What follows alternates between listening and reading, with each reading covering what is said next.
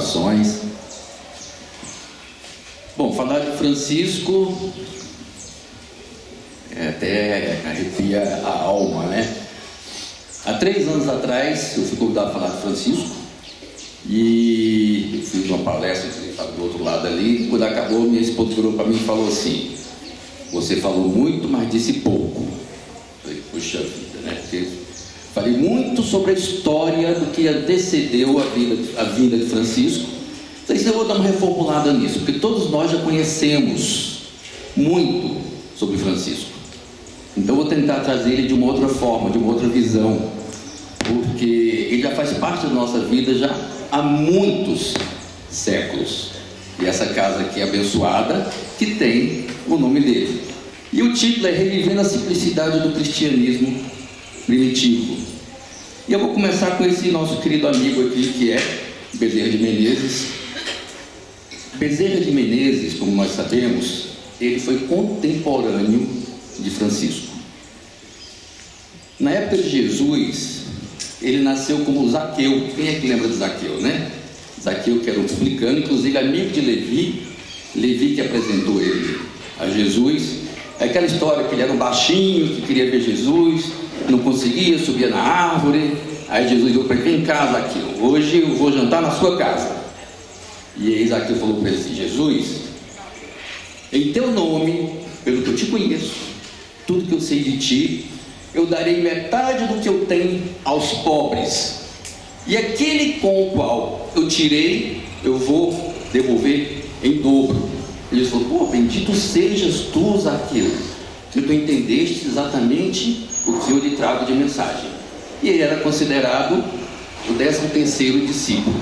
Então, Emmanuel, que viveu com Zaqueu e que conheceu muito João, vamos falar dele já já, falava: Francisco de Assis viveu a mensagem do Evangelho de modo a consolidar a palavra amor, que foi a essência do que Jesus nos trouxe. Para iniciar, então, nós vamos falar desse nosso amigo João. Há algumas semanas atrás eu também falei de João. Eu trouxe os 2 Joãos aqui, os Joões, João Evangelista e João Batista. Mas João Evangelista, chamado também o discípulo mais amado, que era o mais jovem de todos, aquele que conheceu Jesus quando ele estava começando a sua vida, muito jovem ainda, irmão de Tiago, né?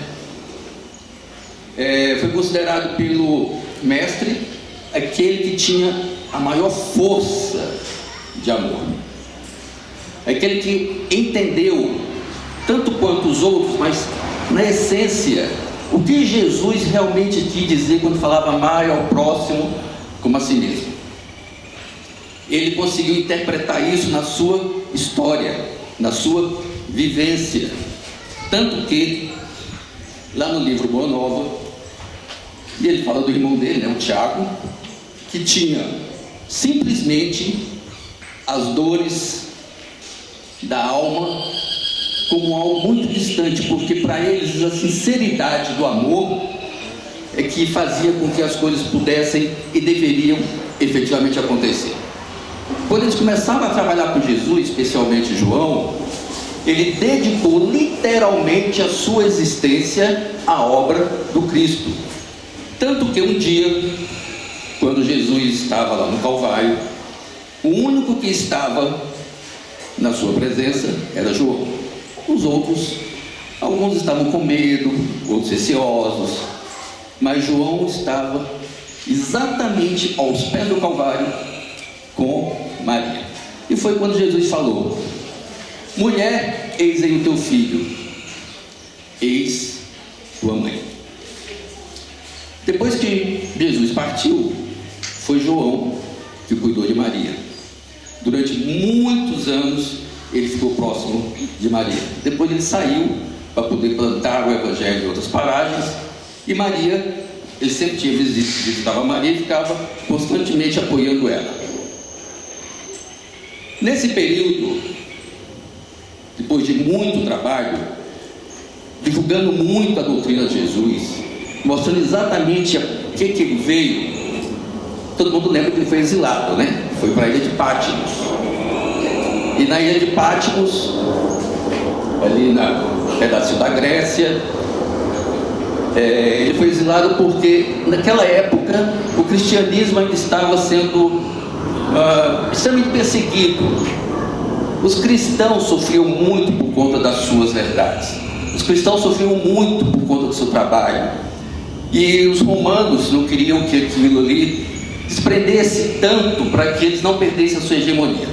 E João, então, por conta disso, ele foi para um lugar chamado Patmos, que era uma ilhazinha realmente muito triste, pedregosa. Ia para lá os caras mais abjetos, os piores criminosos, não tinham como fugir, não tinham como escapulir. E ele foi para lá. Nesse momento, e ele era dono assim, de uma mediunidade impressionante. Ele conseguia visualizar coisas que nós sequer imaginávamos. E na ilha de Patmos, ele conseguiu visualizar um mundo que viria à frente. Tanto que ele escreveu uma coisa chamada o Apocalipse. Quem é que já leu o Apocalipse, está lá no Evangelho, né? Não pensem que isso é para meter medo na gente. Ao contrário, o Apocalipse não é definitivamente o fim de tudo. É o começo de tudo que nós imaginamos e o que nós acreditamos. E ele então, por conta disso, ele começa a compreender como funciona a vida, tanto neste como no outro plano. E ele vê uma coisa muito interessante, que é esse aqui, ó.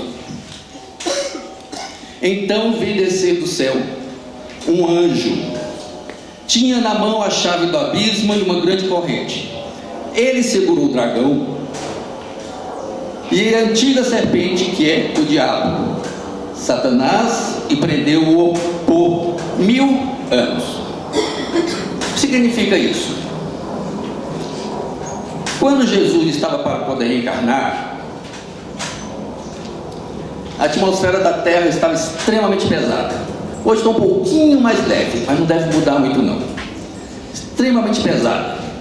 Tanto que, olha só como fala aqui, uma falange de anjos assomou a Terra, tirou dela 2 bilhões de espíritos inferiores, cuja animalização atingia as raias do impossível. Quando eu vi isso daqui, eu fico imaginando como é que seria esse ambiente. Hoje nós temos encarnados algo em torno de 8 bilhões de pessoas. Nos dias dos espíritos, que no plano dos desencarnados tem 3 vezes mais. Isso dá quanto? 3 vezes 8, 24, 332 bilhões, é isso? 32 bilhões de espíritos que estão ao redor da Terra, prontos para reencarnar ou querendo reencarnar. Naquela época tinha 2 bilhões de espíritos inferiores animalizados que estavam populando ao redor da Terra. Imagina que tipo de energia não era essa. E para que Jesus reencarnasse, era necessário que se desse uma reorganizada, uma limpeza nessa atmosfera, para que Jesus viesse à Terra. E aí, o que João viu? Viu exatamente esses espíritos que estavam vindo à Terra para poder limpar essa psicosfera. Tanto que ele fala, vou voltar aqui,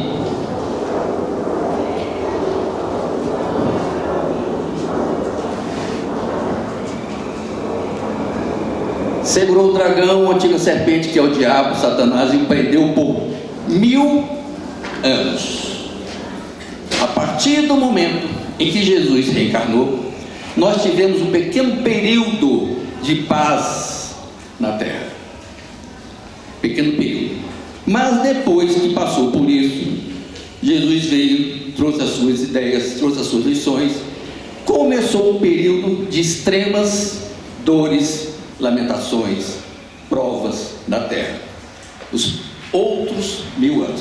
Tem um período na Terra que, assim, se a gente começar a contar a história, a gente vê que tem um pequeno vácuo, que quase nada aconteceu. Ali mais ou menos entre o nascimento de Jesus até 900 anos depois de Jesus. A partir daí, começou um período extremamente duro, difícil, que é chamado a Idade Média ou a Idade das Trevas. Já ouviram falar disso? É exatamente em função disso daqui. Foram abertas as portas das trevas e ela foi tumultuada pelos agentes das sombras. Contudo, Deus, em sua divina programação, não esqueceu das devidas proteções. Foi nesse período que nós tivemos o grande problema das cruzadas. Todo mundo lembra da cruzada? Falo mais ou menos aqui. Da Inquisição, a peste, a fome, a sede. Nesse momento nós começamos um grande processo de, eu vou dar um termo aqui, tá, gente? Depravação do ambiente físico da Terra. O que foram as cruzadas, por exemplo? As cruzadas foram, olha, não sei se vocês se recordam, em 613 Maomé criou o islamismo, e aí vieram os muçulmanos. Os muçulmanos, eles ocuparam um bom pedaço da terra. Pelo volta do ano 1100, mais ou menos, eles estavam ocupando ali a região do Oriente, Jerusalém, e os cristãos acharam que aquela terra deveria voltar para os cristãos, porque os muçulmanos não tinham direito de usar a terra sagrada onde nasceu Jesus, onde foi criado o cristianismo. E tinha um papa, se não me engano, Gregório III, inclusive interessante, Francisco de Assis, enquanto João no plano espiritual, ele conheceu esse papa, Gregório III, no plano espiritual. Ele fez uma visita ao Papa enquanto o Papa desencarnado e ele encarnado. O que ele viu? Uma extrema obsessão. Tinha um grupo de espíritos obsessores que estavam dominando a mente desse Papa, que era aquele grupo que estava lá atrás, que estavam voltando à Terra para poder tentar desorganizar o espaço que nós estávamos pensando a viver. E esse Papa, ele tinha a ideia de voltar o poder para a igreja. A igreja sempre foi muito forte, inclusive contra, digamos assim, alguns reis, rainhas, alguns poderes feudais. E esse Papa então começou um processo junto a grande grupo de nobres para poder trazer de volta Jerusalém a cristianismo. Foi quando começou as cruzadas. Foi mais ou menos ali 1070 a primeira cruzada, e que deu certo. Eles conseguiram chegar até Jerusalém, trouxeram Jerusalém de volta para o cristianismo, mas tinha um sujeito que vocês vão saber quem é, o tal de Saladino, que revoltou-se contra isso e lutou de novo contra os cristãos, trazendo Jerusalém de volta para os muçulmanos. As cruzadas duraram mais ou menos uns 200 anos. Depois das cruzadas, nós tivemos a Inquisição. E o que foi a Inquisição? Um tal de tribunal inquisitório católico. Todo aquele que não acredita na fé cristã deverá ser punido e responsabilizado. Então eles começaram a fazer uma verdadeira caça às bruxas de todos aqueles que não acreditavam no cristianismo, mas literalmente. E tem um sujeito chamado Torquemada, vocês já ouviram falar Torquemada, que o cara era genial. O cara tinha assim uma mentalidade fantástica para pensar em coisas ruins. Ele adorava fazer o mal para todos esses aqui que não eram cristãos. E a Inquisição durou mais ou menos 400 anos, e durante esse período muita gente morreu gratuitamente, só porque na cabeça deles eles não aceitavam o cristianismo. Imagine como é que nós estávamos. E aqui nós temos o Papa, né? Eu falei que tinha acontecido com a questão do Papa, e exatamente o Vaticano, ele queria dominar, e por conta desse domínio, ele se juntou muito aos poderes para poder facilitar a sua progressão na Terra. E aí, um belo dia, Jesus falou assim: não, nós precisamos resolver essa questão. Eu preciso que o cristianismo retorne às suas origens. Então ele chamou para vir à terra o nosso querido João. Falou: João, é o seguinte, você é alguém que eu amo profundamente, confio em você e vou lhe dar uma missão. Você vai voltar à terra e vai trazer de volta a ideia do cristianismo. Até aí, ok? Foi quando Jesus escolheu 201 discípulos. 201. Esse um era Francisco. E os outros 200 escolhidos por Jesus para poder virem trabalhar na alteração da psicosfera da Terra naquele período tão sombrio. Eu vou citar o nome deles, de um deles aqui. Quem é que já ouviu falar de Antônio de Pádua? Né? Depois o Santo Antônio, que ficou muito amigo de Francisco. Antônio de Pádua, ele era um cônego católico português, conheceu a história de Francisco quando ele estava em Lisboa, e ele ouviu que 5 dos seguidores de Francisco tinham sido torturados e mortos na África. Falou: poxa, em nome de Jesus, essas pessoas estão sendo torturadas, estão sendo mortas. Começou de novo, eu preciso conhecer Francisco. Então ele foi até Assis, conheceu Francisco e se transformou num dos seus maiores seguidores. Antônio de Pádua, um dos seguidores de Francisco, se tornou um grande franciscano. E aí começou a treinar, abre aspas, né, os discípulos, para que eles pudessem vir trabalhar em nome de Jesus. Por exemplo, vigiai e orai, para que não entreis em tentação. O espírito, na verdade, está pronto, mas a carne é fraca. Está em Mateus.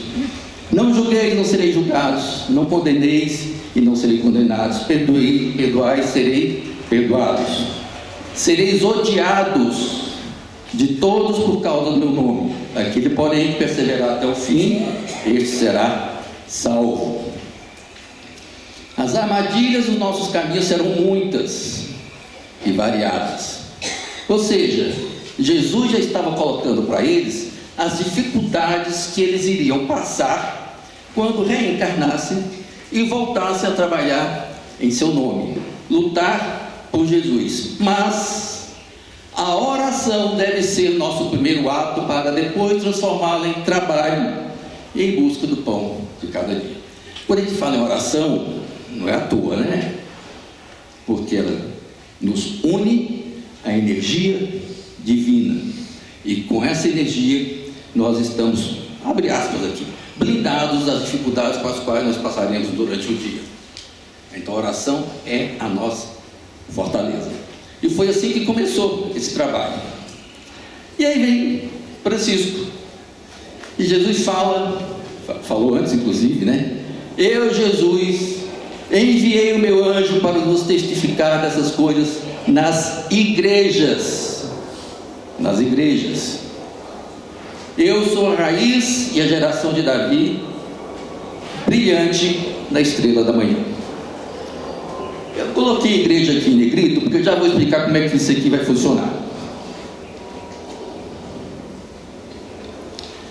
Após várias preparação, consentimento do Espírito, o que aconteceu? Francisco, no plano espiritual, ainda em João, ele conheceu os seus pais, que eram a Maria e Pedro. Maria já era um espírito que estava preparada para poder recebê-lo. Ela tinha assim uma alma extremamente generosa, profundamente ligada ao ensinamento cristão, e tinha um amor impressionante pelo próximo. Então ele não nasceu em nenhum lugar por acaso, né? E tinha uma companheira dele, que era Jarla, que cuidava dele. E ele nasceu, quando ele nasceu essa família, ele nasceu como Giovanni, que em italiano é João. E depois ele transformou o nome dele para Francisco. E Francisco, dentro da sua característica, naquela época, jovem, ele viveu sim as condições da sua juventude, gostava do que a cidade lhe dava, as amizades lhe traziam, dizia inclusive que ele era um ótimo cantor, tinha uma voz maravilhosa, adorava fazer serenata.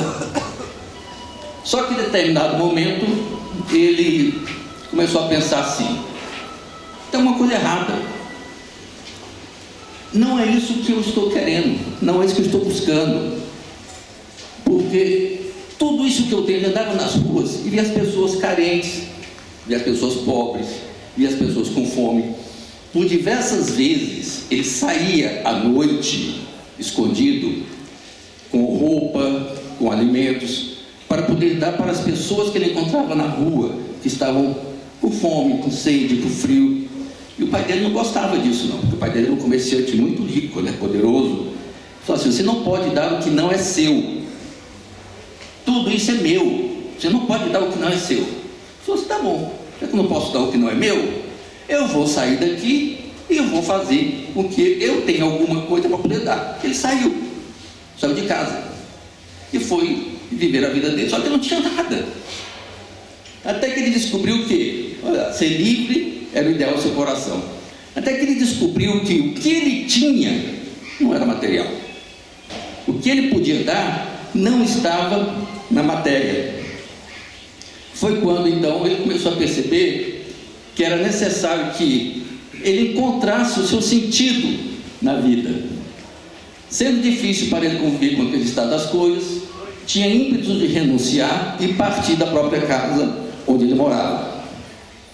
Sem dúvida alguma, Deus não aprovava aquelas práticas e seus caminhos eram outros.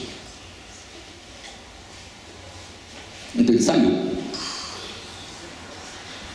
E a dúvida dele era: meu Deus, por onde é que eu começo? O que eu tenho que fazer? O que ele está esperando de mim?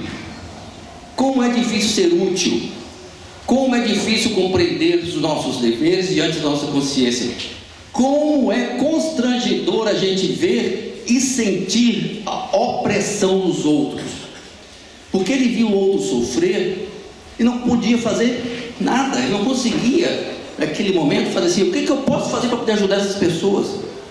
Ele estava num conflito, porque ele tinha no seu inconsciente o conhecimento do que era possível fazer, mas ele não sabia ainda como fazer.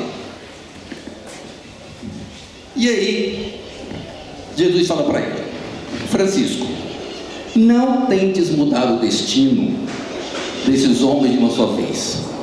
Cada um está no lugar certo pelo bem que a natureza lhes quer. Os desígnios da providência não falham, meu filho, e não penses que eles se encontram desamparados, nenhum deles, pois cada criatura recebe de acordo com o plantio que fez em suas eras remotas. E aí ele entendeu. Aí Jesus me fala o seguinte: lembra da igreja? Francisco constrói a minha igreja. Francisco constrói a minha igreja.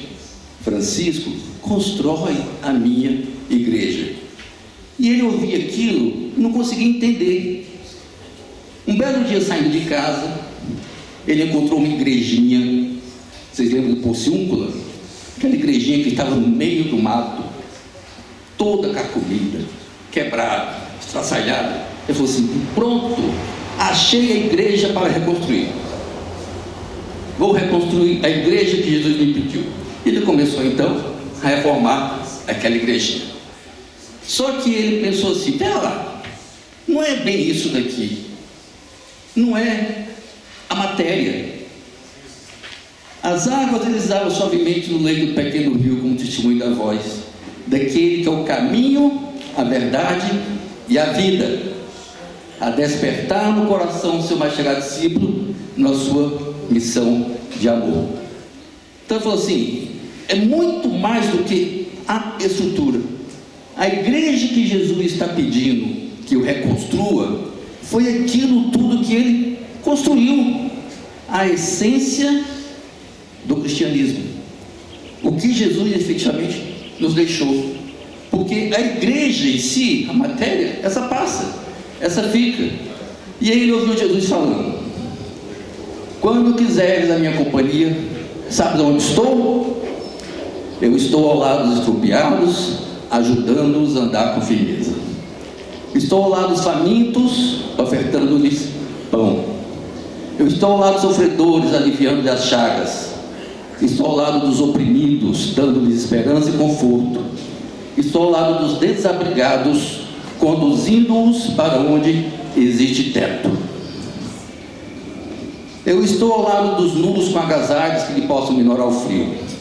Estou ao lado dos presos e encarcerados pela violência do poder. Eu estou ao lado dos que ajudam por amor. Eu estou, Francisco, aonde quase ninguém me busca. Aí ele entendeu.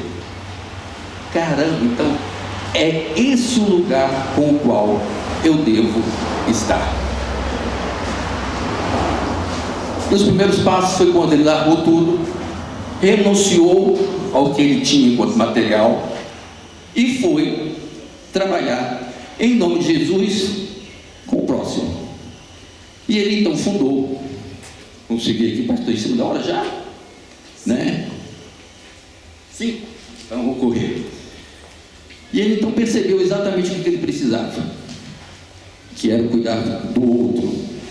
E aí ele tem a ideia da simplicidade, que a simplicidade é agradecer, simplicidade que está no trabalho, simplicidade em superar-se diante das dificuldades, das dores, das aflições, na autoeducação, ou seja, compreender quem eu sou, o que eu posso, como eu posso mudar, de que forma eu posso fazer com que isso atinja o outro, através da lei de amor universal. Simplicidade do não precisar. A roupa deles era feita de sacos, né? Com uma corda que eles amarravam. As sandálias eram muito simples, extremamente simples. E a comunidade então se expande e começa a trazer aqueles 200, lembram? Que estavam lá atrás? Pois é, eles começaram então a se aproximar. Entre eles, um amigo muito antigo de Francisco. Quando Francisco saiu de Patmos, ele foi para Éfeso e foi para a casa de um amigo dele chamado Gaio, ou Caio, que quando ele estava lá na casa de Caio, eles ficaram muito amigos. Ele compreendeu o trabalho que que João estava fazendo, e começou então a trabalhar com João, e fundou uma igreja cristã em Éfeso. Quando os dois encarnaram, Francisco reencarnou, João reencarnou como Francisco, e Gaio reencarnou como Leão, que era o braço direito de Francisco. Depois, todo mundo conhece o Frei Leão, que quando Francisco desencarnou, foi o Frei Leão que continuou o seu trabalho. Vejam só, já estavam juntos.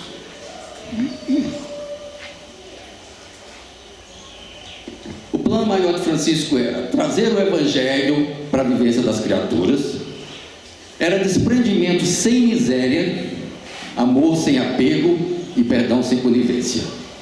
Era fraternidade com respeito, caridade com discernimento, divisão dos bens nos lugares apropriados e sempre trabalhar para viver do suor do próprio rosto. Era liberdade com responsabilidade, alegria nas coisas santas e energia sem violência. Lembra da história do lobo, do Gúbio? Quem conhece essa história? Por que Francisco de Assis foi chamado o santo dos animais? Lembra, André? Ele foi visitar essa cidade uma vez e as pessoas estavam morrendo de medo, porque tinha um lobo que estava assustando a cidade. Eles não podiam sair da cidade porque o lobo estava atacando. Não, pode deixar, eu vou lá conversar com esse lobo. E foi conversar com o lobo.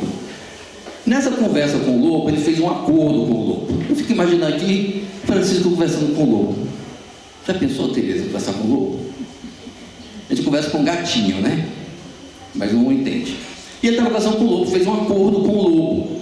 Você está com fome? Então eu vou combinar com o povo da cidade. Eles vão te dar comida e você não ataca eles. Combinou? Combinou. E isso foi assim durante 2 anos. Mas olha lá que interessante. Ao lado dos dois estava uma pequena falange de espíritos da natureza. alguns na forma de animais, festejando aquela aliança, mostrando a eles que existia amor entre homem e animal. E ele, naquele momento, veja só, ele pregou o evangelho para os peixes. Os peixes ouviram de Francisco o evangelho de Jesus. E ele fala: até sentir a claridade das estrelas, que eram os espíritos das águas que estavam transformando aquela energia em luz. Gente, eu consigo imaginar isso? Não tenho ideia do que é essa energia de Francisco. Coisa doida, né? Assim, coisa literalmente de outro mundo. E a gente fala de Francisco, arrepia a alma, porque é impressionante a energia que esse homem tinha. Conversar com o lobo, negociar com o lobo, coisa incrível, né? E ele pediu a Jesus, deixa eu passar isso aqui, já que estamos com pressa. Pouco tempo depois, ele desencarna.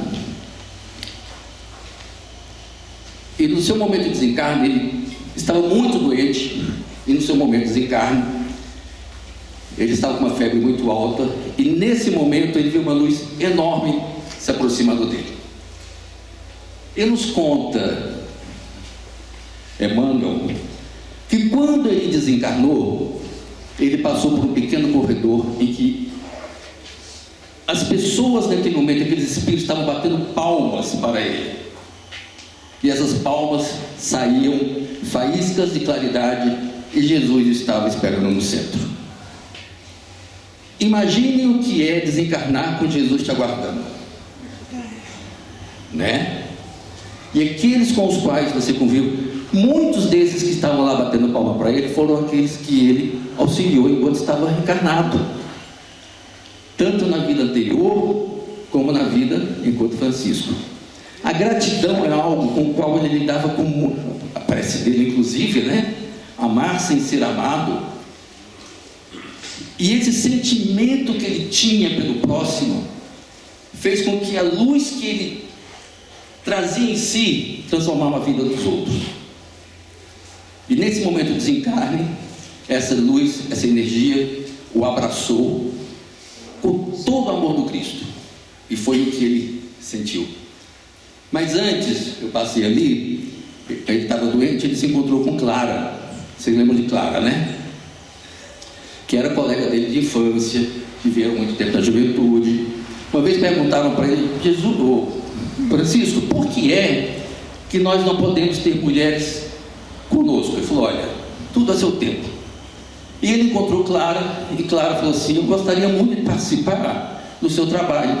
Então ele ajudou Clara a montar a sua própria congregação, né? Das Irmãs Clarissas. E quando ele estava com Clara, pouco antes de morrer, ele escreveu um poema chamado Cântico do Sol às Criaturas, que, para encerrar, eu vou ler esse poema em forma de oração, em forma de prece, para que a gente possa trazer esse momento para dentro de nós, e quando nós estivermos recebendo o passe, eu vou lê-la em oração para encerrar o nosso trabalho de hoje. Então vamos fechar os olhos e, em nome de Francisco, nosso querido amigo, nosso irmão muito querido, dizemos: Altíssimo, onipotente e bom Senhor, teus são o louvor, a glória, a honra e toda a bênção. Só a ti, Altíssimo, são devidos. O homem algum é digno de te mencionar. Louvado seja, meu Senhor, com todas as tuas criaturas, especialmente o Senhor, irmão Sol, que clareia o dia e com sua luz nos alumia. E ele é belo e radiante com grande esplendor. De ti, Altíssimo, é a imagem. Louvado sejas, meu Senhor, pela irmã lua e as estrelas, que no céu formastes claras e preciosas e belas. Louvado seja, meu Senhor, pelo irmão vento, pelo ar, pelo nublado, pelo sereno e todo o tempo pelo qual as tuas criaturas dá sustento. Louvado seja, meu Senhor, pela irmã água, que é muito útil e humilde e preciosa casta. Louvado seja meu Senhor pelo irmão fogo, pelo qual iluminas a noite, e ele é belo e jucundo e vigoroso e forte. Louvado seja meu Senhor por nossa irmã em terra, que nos sustenta e governa, que produz frutos diversos e coloridas flores e ervas. Louvado seja meu Senhor pelo que perdoa por teu amor, que suporta enfermidades e tribulações. Bem-aventurados que sustentam a paz, que por ti Altíssimo serão coroados. Louvado seja meu Senhor por nossa irmã a morte corporal, a qual homem algum pode escapar. Ai dos que morreram em pecado mortal. Felizes o que ela achar conforme a tua santíssima vontade, porque a morte segunda não lhes fará mal. Louvai e bendizei a meu Senhor, e dai-lhes graça, e servi-lo com grande humildade. Assim seja.